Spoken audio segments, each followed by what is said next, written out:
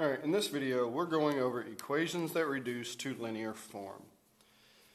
Now, if you remember, a linear form is simply your variable, say x equals a number, okay, or y or z or whatever variable they give you, okay. That's linear form, because think about it, x equals a number, that's just a vertical line. Y equals a number, that's a horizontal line. Okay. So, let's look at a problem. Let's look at, say, 3 parentheses 2x minus 1 plus x equals 11. All right, so all we're going to do, you just simply solve for x, basically. So the 3 gets distributed. 6x minus 3 plus x equals 11. Combine like terms on this side, 6x and x, that's 7x minus 3 equals 11. Let's move the 3 over because we want this by itself.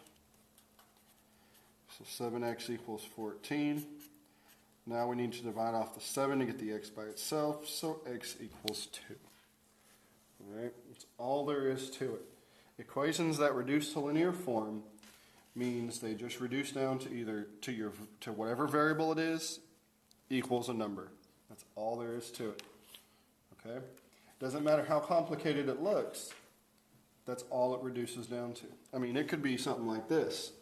2x minus 7 minus 3, x plus 4 equals 4 minus 5x minus 2. Alright, and that reduces down. Believe it or not, this reduces down to x equals 8 if you want to try it. The 2 will get distributed, the negative 3 will get distributed, and then this negative will get distributed.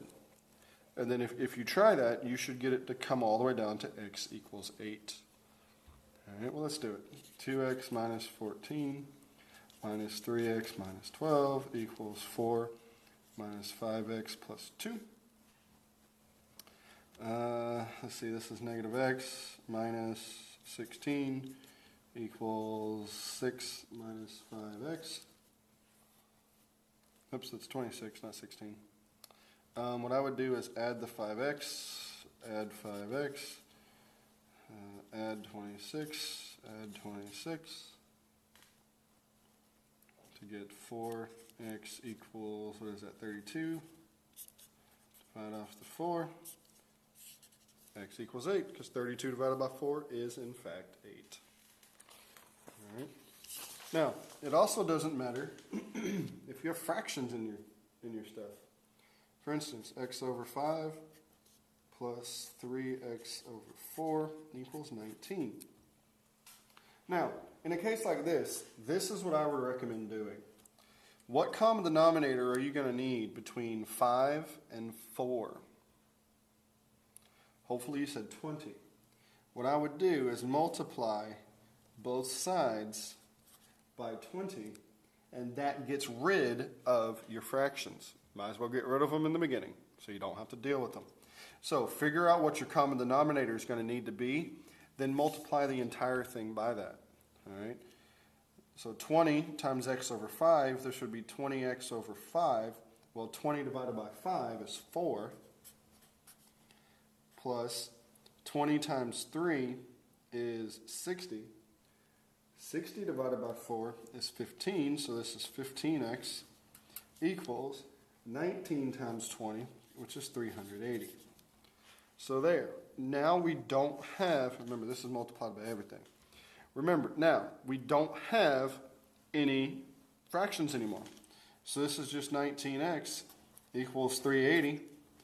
Divide 19. Well, if you notice here, here 19 times 20 is 380, so 380 divided by 19 is 20. And we are finished. And this is just a coincidence that it came out like that. Okay, it's not going to always work like that. All right, so that's all. That's it for that. Now, you can also use this for finding test scores or finding averages of things.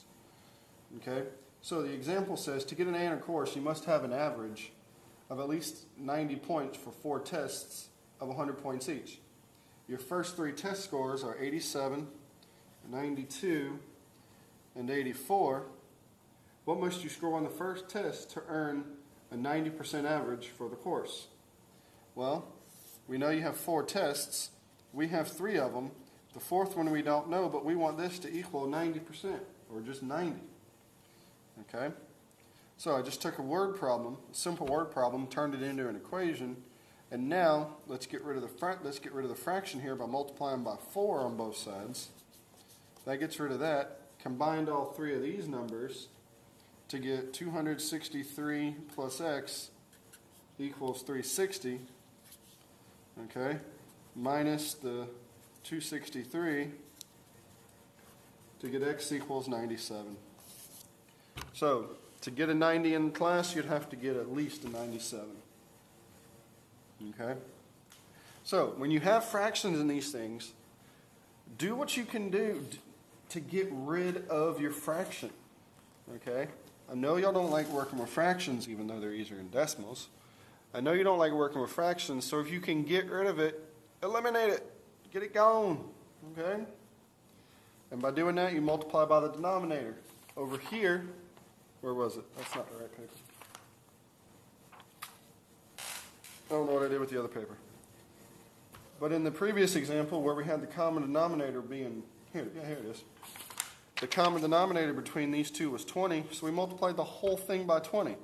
And as you can, in this step, it got rid of all our fractions, so we no longer had to deal with the fraction. All right? So, that's it for this video. You can watch it as many times as you need to. Make sure you understand how to take equations and basically simplify them. All right? See you tomorrow.